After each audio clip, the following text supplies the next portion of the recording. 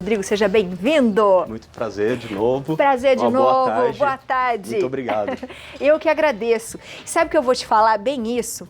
Porque muita gente fala, você emagreceu demais. E quando eu olho na balança, eu falo, não emagreci, minha gente. Na balança, não emagreci. Sim. Né? Mas o corpo vai mudando. Muda bastante. Como é que a gente explica essa conta para as pessoas? É possível a gente emagrecer e na balança tá com o mesmo peso? Como é que isso funciona, Rô? Vou até acima disso.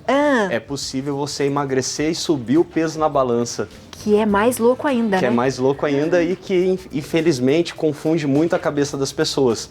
E hoje tem, querendo ou não, tem esse medo da balança, né? As pessoas criam esse medo, né? Então, conheço pessoas que me procuram que pesam a cada 10 minutos, né? Então, isso é muito complicado. Então, na verdade, hoje a gente vai falar um pouco exatamente sobre isso, que perder peso não significa emagrecimento. Você precisa entender a composição, né? A composição do peso corporal, ela tá ali entre a massa magra, dentro da massa magra você tem líquidos, você tem a própria massa muscular, você tem a massa óssea, né, que é o nosso próprio esqueleto, e tem a parte gorda, né, a massa gorda. Então, quando você analisa a pessoa, você precisa entender essa composição para saber exatamente quais são os compartimentos a serem trabalhados, né? Se a pessoa está acima do peso, se ela está com uma retenção a mais de líquidos, ou se ela está realmente com um percentual de gordura e isso precisa ser trabalhado. Boa. Como é que a gente consegue notar essa diferença? Aqui, por exemplo, ó, você trouxe para mim 1 quilo. É tudo 1 quilo? Pode pegar. Pode pegar. Esse aqui, a gente tá bem na fita. Isso, 1 quilo de massa muscular. 1 quilo de massa muscular. Exato. Isso aqui é músculo, minha gente. Gostou? É músculo. E esse aqui? É 1 quilo de gordura. Ai, que triste, que triste, né? É até esparramado. E o que muda é exatamente isso, é o volume. Né? Então, quando você perde 1 quilo de massa muscular, isso não é notado, né? Mas a pessoa fica feliz porque ela viu na balança, perdeu 1 quilo. E ela acha que emagreceu, mas na verdade ela não emagreceu. E a gente precisa entender que é o seguinte, gordura não tem nada a ver com água. A água não gosta de gordura. Gordura é isolado. Tanto é que você não consegue misturar água com azeite. Verdade. Né? Você não consegue misturar. Agora, com o músculo, não. O músculo ele consegue ter uma concentração de água de mais ou menos de 80% a 90% é água. E isso faz com que a gente tenha uma hidratação muscular, onde o músculo realmente tem um ganho, ou uma desidratação muscular, que é o que acontece quando a pessoa faz a privação da alimentação. Que é o que assim, a gente mais vê, né? As pessoas falam que eu quero emagrecer, então eu preciso fechar a boca. Sim. E isso está totalmente errado, porque ela vai deixar de se alimentar, automaticamente ela vai ter uma perda de músculo, né? E isso vai baixar o peso dela. Por quê? A gente tem na composição uma reserva de carboidratos. Essa reserva ela passa ali basicamente pelo fígado e pela musculatura, que são os glicogênios. Então o glicogênio hepático, fígado e o glicogênio muscular. Mais ou menos isso dá por volta de 1 quilo. 1 quilo, 1,5 quilo, depende do indivíduo. E isso quando a gente vai se alimentando de alimentos fonte de carboidrato, a gente vai fazendo essa reserva. Se a gente excede, a reserva ela para e a gente começa a fazer gordura.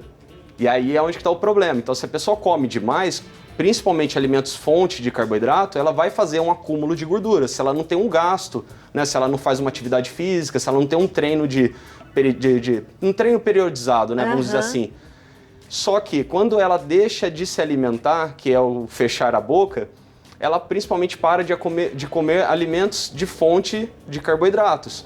A reserva vai embora. E aí é onde ela vê o peso na balança baixar. Mas isso não significa que ela perdeu gordura. Então ela não emagreceu. Ela perdeu peso, mas não teve o emagrecimento. Ela perdeu o que ela não devia ter perdido. Exato. E eu vou te falar aqui, eu fiquei muito triste porque mês passado isso aconteceu comigo.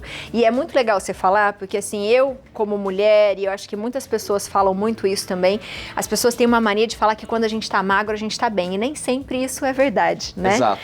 E o que aconteceu? Mês passado fui me pesar. pesar, falei, nossa, tô magra. Olhei na balança há anos atrás, Rô, eu ia falar, sensacional, é aquilo que eu sempre quis ter na minha vida. Certo. Só que aí eu fui observar a composição do meu corpo, eu tinha perdido exatamente o que eu tinha ganho de massa muscular.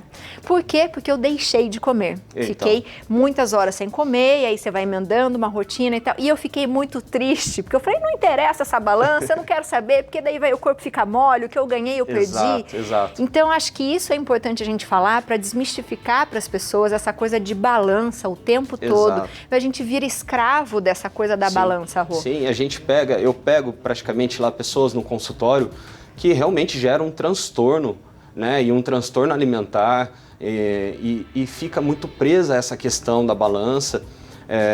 Um fim de semana, que geralmente é o que o pessoal... A gente exagera? Exagera, sai do planejamento, dificilmente essa pessoa ela vai fazer gordura nesse fim de semana, o corpo vai produzir. Porque não é um processo tão simples assim, fisiologicamente não é tão simples, mas ela vai reter líquidos.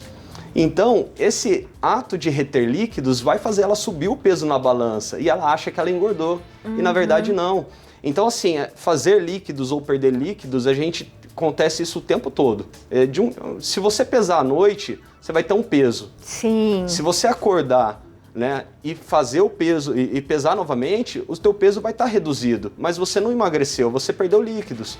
Então essa é o que eu tento dar de atenção para as pessoas, exatamente isso, que elas parem de analisar o peso só, procura um profissional para poder fazer uma avaliação e entender a composição, que é o mais importante. A gente tem aqui, que você fez pra gente uns slides, e eu achei muito legal que tem uma pessoa com o mesmo peso e a gente entender a diferença do corpo. Vamos colocar? Aqui, ó, o que você colocou pra gente? Curiosamente, eu peguei 2 casos, e aí eu achei muito interessante para poder trabalhar.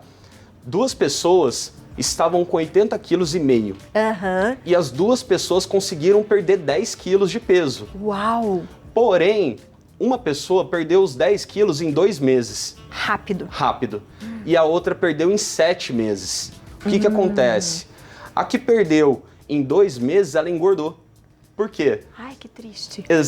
Infelizmente, mas ela engordou. Dos 10 quilos perdidos, foram 7 de massa magra e 3 de gordura. Então, na questão relativa, o percentual dela de gordura subiu de 36 para 36,9. Nossa. E ela, automaticamente, ela ficou triste porque ela ficou flácida. Quando você perde musculatura, você fica flácido, né?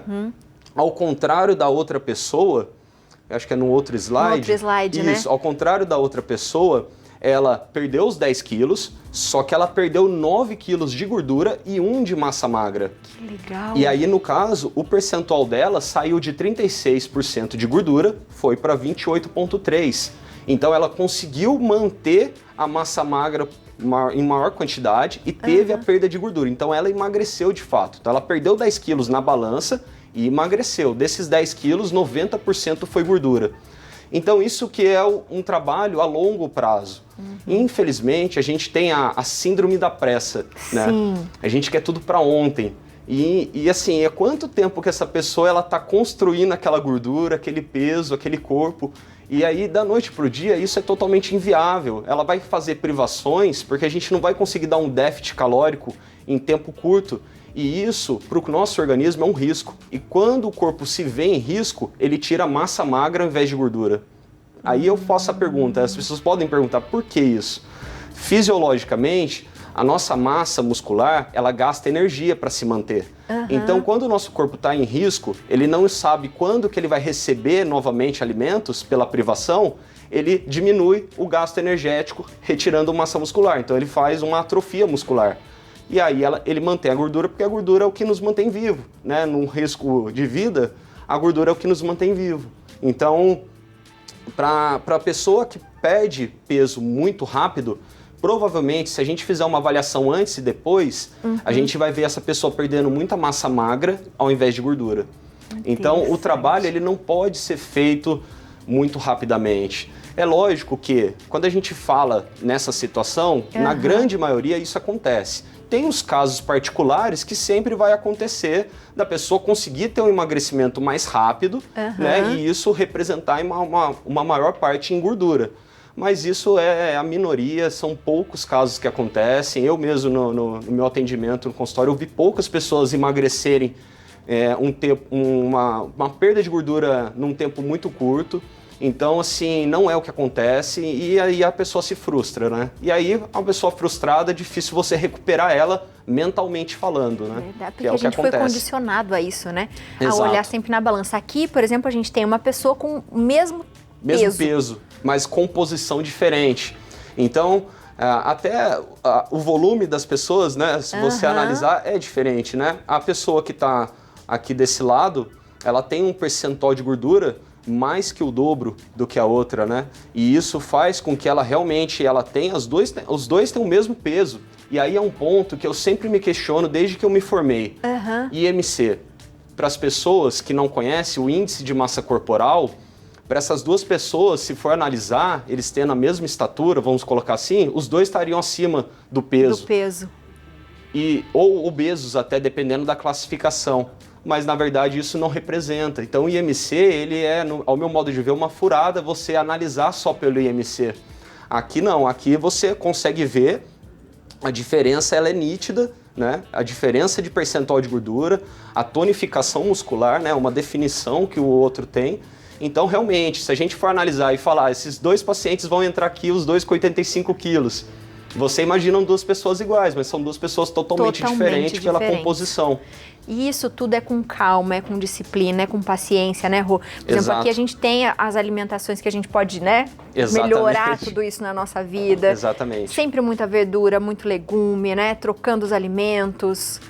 Exatamente. Aqui no caso, a gente tem, só antes até de deixar, para deixar bem claro, eu não sou contra nada o que está aqui, mas a gente tem que entender exatamente o objetivo de cada pessoa. Cada corpo é um corpo. Cada corpo é um corpo.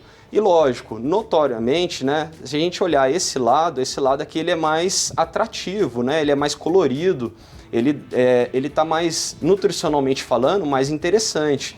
O outro lado é um lado que eu pego muito pessoas com essa dificuldade, que ingerem isso ao longo do dia, porque às vezes a propaganda, né, às vezes alguém comentou, não, faz isso, toma isso que vai dar certo, né? Às vezes acha que ingerindo uma quantidade até menor que vai ter mais resultados.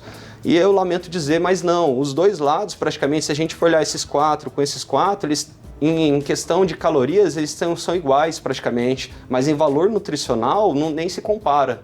E isso aqui, né, como um exemplo, eu vou colocar aqui o almoço, né? Esse almoço aqui você vai ter que trabalhar bem a tua mastigação, né? E o processo da fome e da saciedade, ele é um processo que passa pelo processo mecânico. Quanto mais você mastiga, mais saciedade você libera, né? Você fica mais saciável. E a questão é, mastigou bem os alimentos, você vai controlar melhor a fome. Diferente de você tomar um shake no almoço, que eu consigo ver muitas pessoas fazendo isso, né? Trocando a alimentação por um shake, nada contra. Mas se é uma pessoa que está tentando emagrecer e ela não tem um controle da fome ainda, porque a ansiedade faz ela sentir mais vontade de comer, isso aqui é totalmente inviável, né? Mesma coisa, um café da manhã, começando ali, né? Tem a tapioca, a pasta de amendoim, um suco. Basicamente não tem proteínas. O que vai dar mais saciedade para a pessoa é a proteína. E se a pessoa quer um emagrecimento, a pasta de amendoim, que é muito mais calórico por ter mais gordura, não é tão interessante assim. Então, é uma refeição que pode até dar uma certa saciedade pela gordura, mas não vai trazer muitos benefícios para o emagrecimento dessa pessoa. Diferente de um café da manhã, que você vai ter aqui, né, ovos, você tem a fruta, você tem cereais que tem mais fibras, então vai controlar mais essa questão da glicemia. Então você vai ter um controle melhor da fome e também uma parte nutricional mais interessante. Como também aqui, né, os biscoitos, que hoje, infelizmente, né, eles têm uma questão de ser vendidos como bons e, na verdade, não é assim, né? E acaba também atrapalhando. Com certeza. É a alimentação que a gente tem que focar e pensar nessa coisa. Esquece um pouco a balança e pensa mais na saúde, não é? Exatamente. Eu acho que essa é a questão da gente mesmo. Muito obrigada por você ter vindo aqui. Acho que é um assunto que a gente pode falar sempre um pouco mais sobre isso, porque as pessoas têm muitas dúvidas. Seja sempre bem-vindo à nossa casa, Eu que agradeço viu? mais uma vez pela oportunidade e contem comigo sempre. Com certeza. Aproveita, minha gente. Segue o Rodrigo na internet, @onutri, Rodrigo Baracho, tudo junto, está aparecendo aí na sua tela. E o telefone é o 12 98225 3402. Beijo pra você. Muito Até obrigado. a próxima.